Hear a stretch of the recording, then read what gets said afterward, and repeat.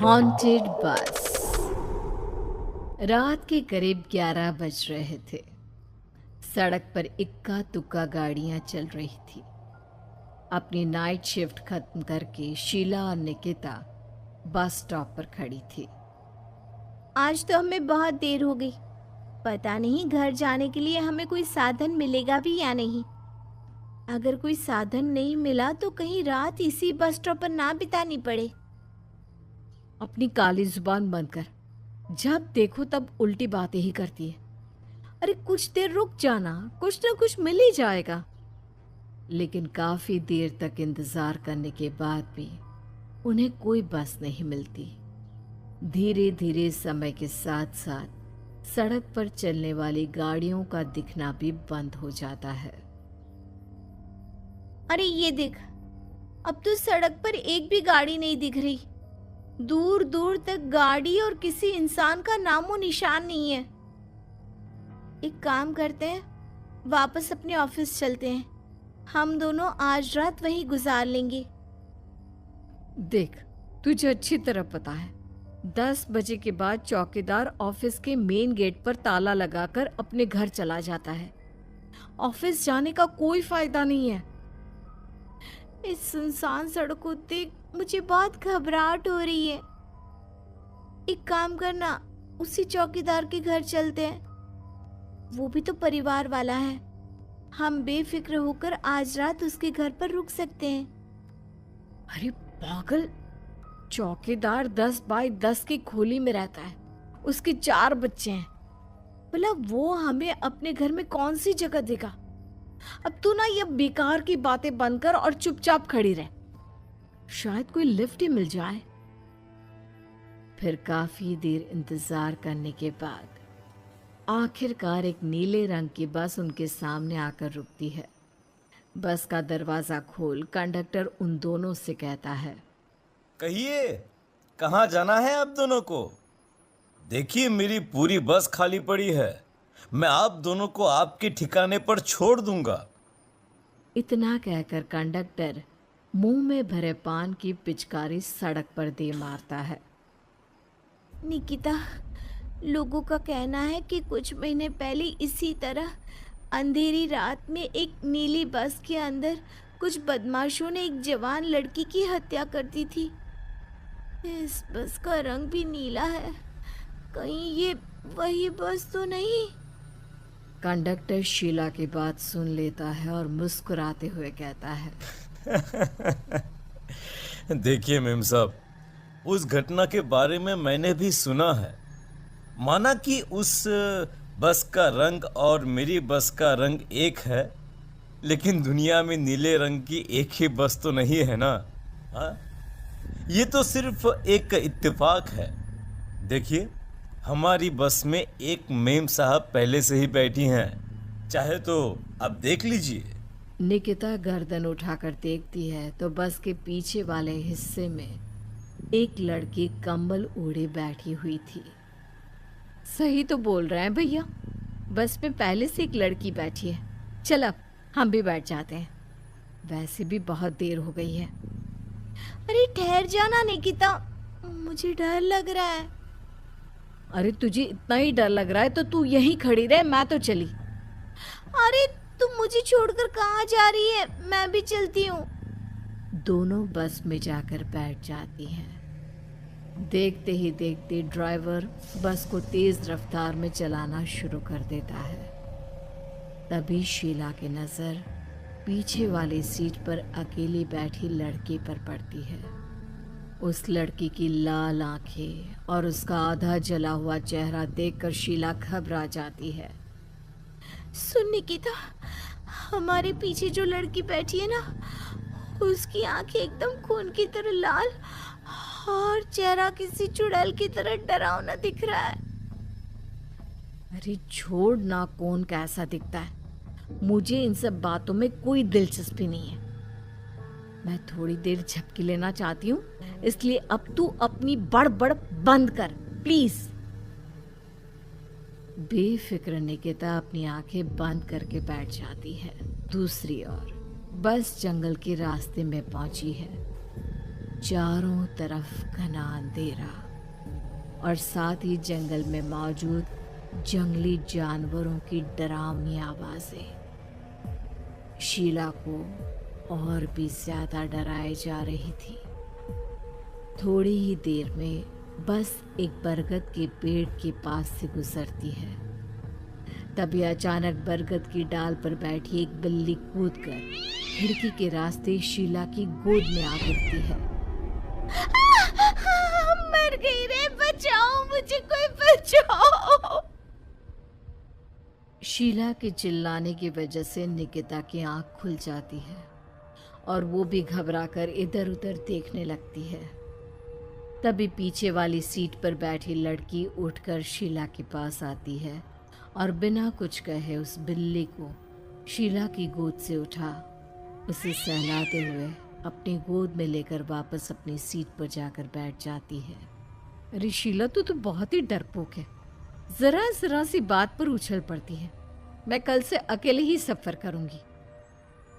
अरे मैं क्या करूं? वो बिल्ली अचानक मेरी गोद में आ गिरी। अपनी बकवास बंद कर और मुझे चैन से सोने दे। इस तरह शीला को डांटकर निकिता फिर सो जाती है।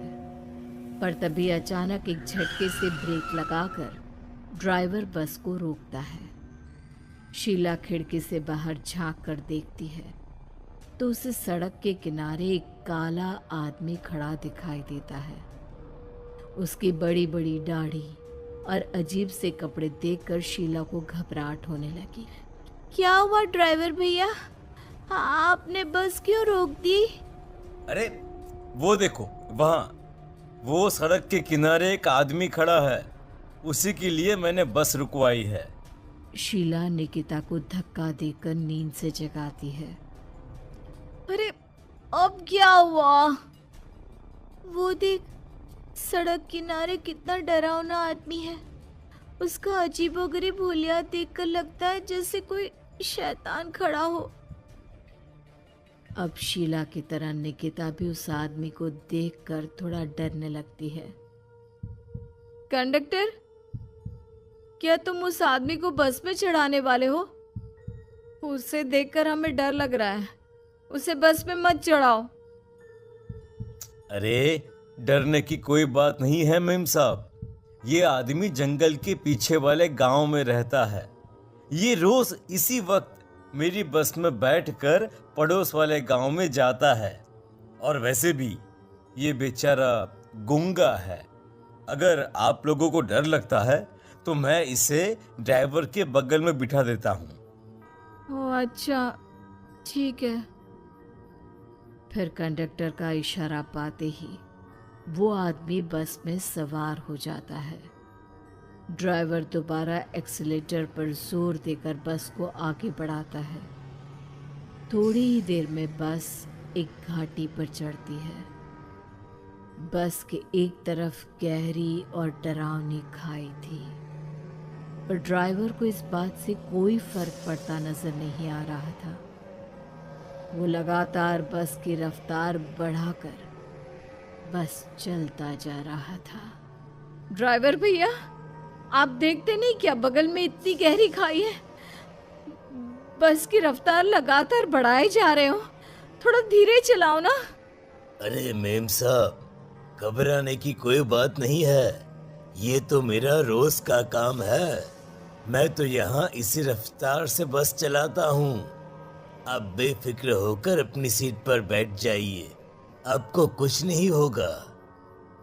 ड्राइवर के कहने पर निकिता शांति से बैठ जाती है। कुछ दूर चलने पर अचानक ड्राइवर बस को सड़क के किनारे रोक देता है। शीला एक बार फिर खिड़की के बाहर झांक कर देखती है, लेकिन इस बार उसे कहीं कोई दिखाई नहीं देता। अरे अब क्या हुआ? तुमने बस क्यों रोक दी? यहाँ तो दूर दूर तक कोई भी नहीं दिखाई दे रहा। ड्राइवर उसकी बात का कोई जवाब नहीं देता, पर कंडक्टर बोल पड़ता है।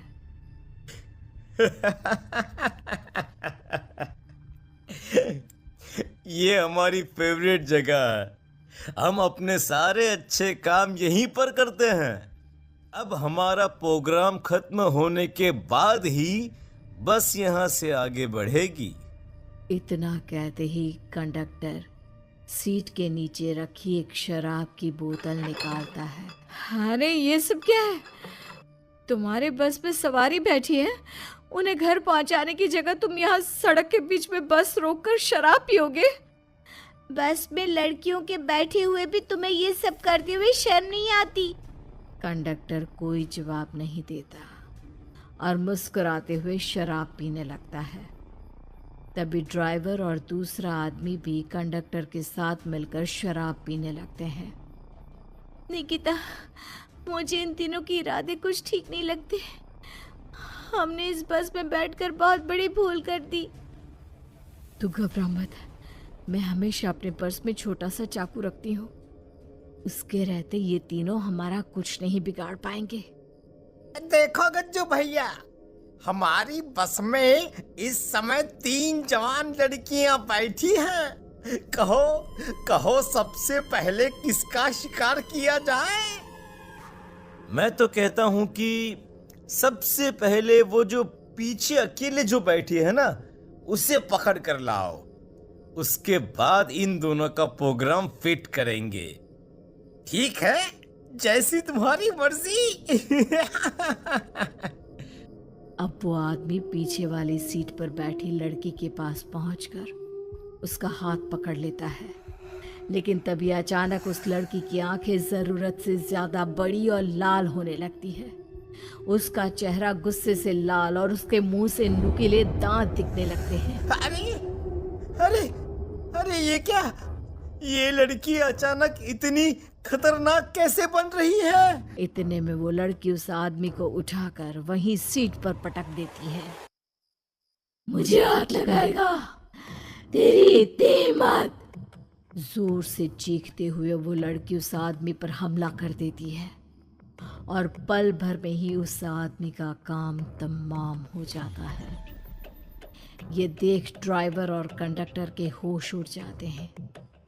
इतने में ड्राइवर अपनी जान बचाने के लिए तुरंत बस से बाहर कूद जाता है, पर तभी बस के पीछे की तरफ से तेजी से आ रहा एक ट्रक उसे कुचल कर चला जाता है। एक ही पल में अपने दोनों साथियों की मौत देख अब कंडक्टर के हाथ पैर कांपने लगते हैं। ये सब देख निकिता और शीला के भी होश उड़ जाते हैं। वो चुपचाप अपनी सीट पर ही छुप कर बैठी रहती हैं। अरे अरे अरे कौन हो तुम? और तुम इतनी भयानक कैसे बन गई? अब वो लड़की गुस्से में गुर्राते हुए कंडक्टर का गला पकड़ लेती है। इतनी जल्दी मुझे भूल गए? कुछ महीनों पहले तुम तीनों ने बड़ी बेरहमी से मेरी हत्या की थी और फिर शहर छोड़कर भाग गए। कई दिनों से मैं तुम तीनों के इंतजार में भटक रही थी। आज जाकर मेरा बदला पूरा होगा। अब तू भी अपने साथियों की तरह जहन्नम पहुंच जाएगा। अब वो लड़की कंडक्टर को उठाकर बस के पास मौजूद खाई में फेंक देती है। कंडक्टर एक बड़े पत्थर से जा टकराता है और उसकी भी मृत्यु हो जाती है। दूसरी तरफ ये सारा नज़ारा देख शीला और निकिता बेहोश हो जाती है। अगली सुबह जब उन दोनों को होश आता है तो वो अपने आप को एक सरकारी अस्पताल में पाती है।